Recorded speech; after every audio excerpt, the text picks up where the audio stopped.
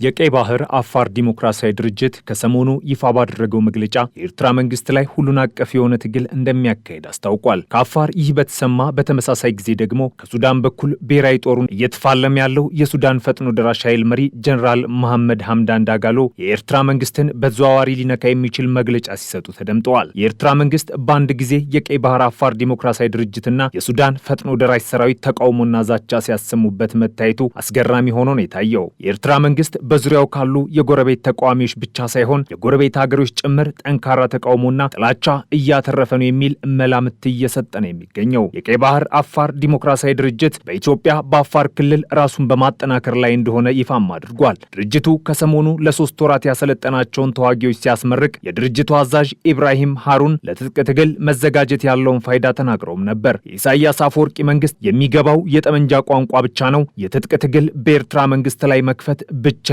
አማራጫችን ነው። የሁሉንም ማህበረሰብና ግለሰብ መብትና ነጻነት የምታከብር ሀገር ለመፍጠር እንዲሁም ሁሉም ወገን ከሀገሪቱ ልማት የሚጠቀምበትን ሁኔታ ለመፍጠር ነው የምንታገለውም ሲሉ ተናግረዋል። የድርጅቱ አዛዥ ኢብራሂም አክለውም በቀይ ባህር ቀጠና ለዓለም አቀፍ ንግድ እንቅስቃሴና ለሰላም መስፈን ትልቅ እንቅፋት እየሆነን ያሉት የኢሳያስ አፈወርቂ መንግስትን የባህር ኃይል አደራጅቶ ጭምር ድርጅታቸው እንደሚታገል ገልጸዋል። ኢብራሂም ለቀጠናው ሰላምና መረጋጋት ማጣት ዋነኛ ምንጭ እየሆነን ያሉት የኢሳያስ አፈወርቂ መንግስት ለማስወገድና ህልውናው እንዳይቀጥል ድርጅታቸው እንደሚሰራም ጠቁመዋል። የቀጠናው ሀገሮችና ዓለም አቀፉ ማህበረሰብ የኤርትራ መንግስት አሉታዊ ሚና ተገንዝበው የኤርትራ መንግስትን የሚቃወሙ ኃይሎችን እንዲደግፉም ድርጅቱ በመግለጫው ጥሪ አቅርበው ነበር። ለቀይ ባህር አፋር ዲሞክራሲያዊ ድርጅት ጥሪ ኢትዮጵያን ጨምሮ የአካባቢው ሀገሮችም ሆኑ ዓለም አቀፉ ማህበረሰብ የሚሰጡት ምላሽ ወደፊት የሚጠበቅ ቢሆንም የሱዳን ፈጥኖ ደራሽ ኃይል ግን ከወዲሁ ኤርትራን የሚነካ ጥብቅ ማሳሰቢያ አስተላልፈዋል። የፈጥኖ ደራሽ ኃይሉ አዛዥ ሄሜቲ የሱዳን ጦርን ይደግፋሉ ያላቸውን የጎረቤት ሀገሮች በጠንካራ ቃላት አስፈራርተዋል። የሱዳን ህዝብ ላይ በተለይም የጎሳ ራስ ገዛ አስተዳደር በሆኑ ግዛቶች ላይ የዘር ጭፍጨፋ እንዲካሄድ ለሱዳን ጦር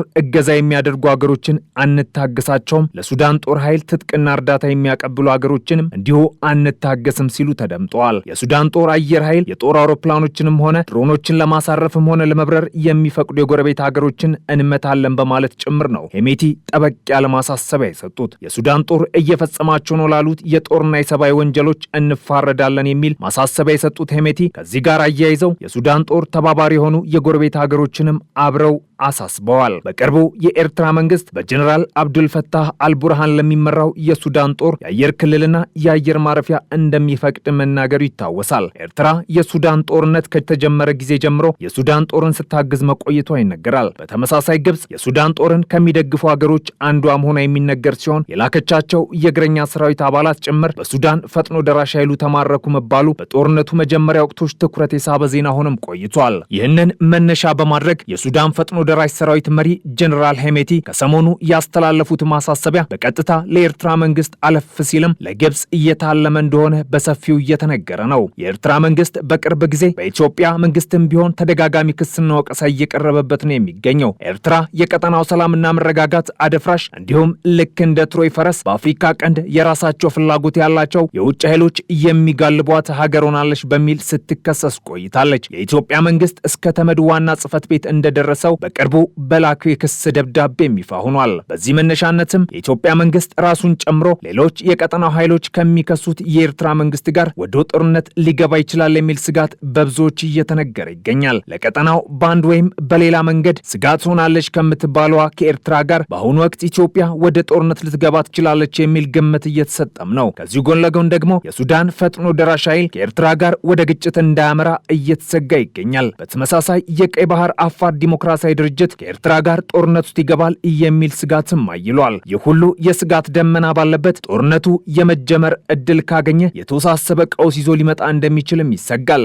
ስለዚህ የስጋት ሁኔታ ማብራሪያ የተጠየቁት የአፋር ህዝብ ለፍትህና ዲሞክራሲያዊ ፓርቲ ሊቀመንበር አቶ መሐመድ ዳውድ በወቅቱ በአፋር ክልልና በዙሪያው ባለው ቀጠና የሚታየው የጦርነት ስጋት አሳሳቢ መሆኑን ጠቁመዋል። የአፋር ክልልን ብቻ ሳይሆን ኢትዮጵያንም ሆነ መላው ቀጠናውን ሊያቃውስ ይችላል ያሉት ጦርነት በማንኛውም አጋጣሚ የመፈንዳት እድል አለው ይላሉ። እኛ ሰላማዊ ፖለቲካን የምንደግፍና በሰላማዊ መንገድ የምንንቀሳቀስ ቢሆንም ነገር ግን የኤርትራ አፋሮች የሚያደርጉትን የመብት እንቅስቃሴ ሙሉ ለሙሉ እንደግፋለን። የሚሻለው መብታቸውን በሰላማዊ መንገድ ቢያስከብር ነበር። ይህ ካልሆነ ግን ራሱ የሻዕቢያ መንግስት በመረጠው የጉልበት መንገድ መብታቸውን በኃይል ቢያስከብሩ እኛም ለጉልበተኛ ጉልበት አለን የምንለው ሲሉ ተናግረዋል። የኤርትራ መንግስት ቢሆን የራሱን የታጠቀ የአፋር ፖለቲካ ቡድን አደራጅቶ ወደ መደገፍ ሊገባ እንደሚችል በመጥቀስ የኤርትራ መንግስት በአሁኑ ወቅት ጽምዶ የተባለ አጋርነት የታጠቀ ሰራዊት ካለው ከህወሓት ጋር መፍጠሩን በመጠቆም የኤርትራ መንግስት በጀኔራል አልቡርሃን ከሚመራው የሱዳን ሰራዊት ጋር አጋርነት ያለው መሆኑን በማስታወቅ የኤርትራ መንግስት ከሶማሊያና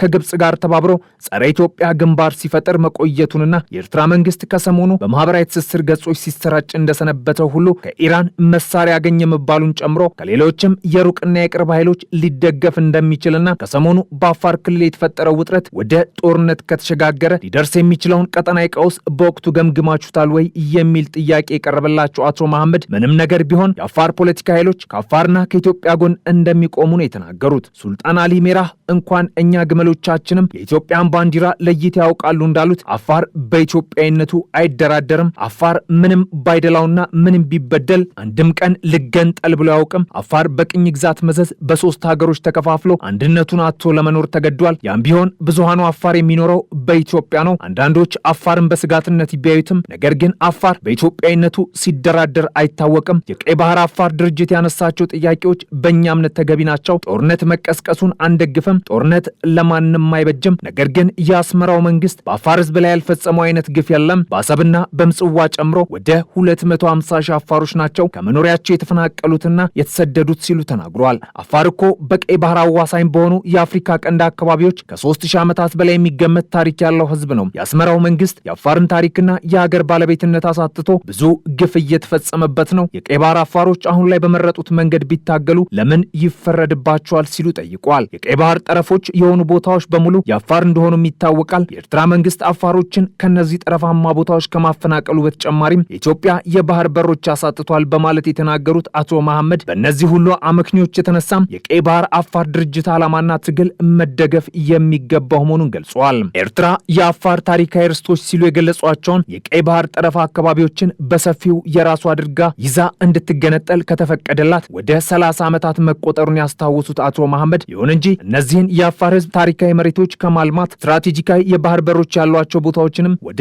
ዓለም አቀፍ የባህር ንግድ መናኸሪያነት ከመለወጥ ይልቅ በድህነት በማሰር አስቀምጣቸዋለች በማለት ኤርትራን ከሰዋል። በቀደመው ጊዜ የነበሩ የኢትዮጵያ ፖለቲከኞች የፈጠሩት ስህተት እንጂ አፋር ከኢትዮጵያ ተገንጥሎ መኖር አይፈልግም። የአፋር ንብረት የሆኑ የቀይ ባህር ጠረፋማ መሬቶችም ከኢትዮጵያ ተቆርሰው ወደ ኤርትራና ወደ ጅቡቲ መሄድ አልነበረባቸውም። አሁንም የቀይ ባህር ጠረፎችን ባለቤትነት ለማረጋገጥ የሚጥር መንግስት ከተገኘ አፋር ይደግፋል በማለት የተናገሩት ፖለቲከኛው የቀይ ባህር አፋር ድርጅት ጥያቄም ከዚህ አንጻር ሊደገፍ የሚገባው መሆኑን አብራርተዋል። ጠቅላይ ሚኒስትር ዶክተር አብይ አህመድ በቅርቡም ስለ ኤርትራ ጉርብትና ሲናገሩ የኤርትራን ህዝብ ከኢትዮጵያ ህዝብ መቼም የማይነጣጠል ወንድማማች ህዝብ መሆኑን ጠቅሰውም ነበር። ያም ቢሆን ግን ኢትዮጵያን ለመበታተንና ለማባላት ተግቶ የሚሰራ መንግስት ኤርትራ እንዳላት ዶክተር አብይ አያይዞ መናገራቸው ሁለቱ መንግስታት በአሁኑ ወቅት የሚገኙበትን ውጥረት ማሳያ ተደርጎ ሲቀርብም ነበር።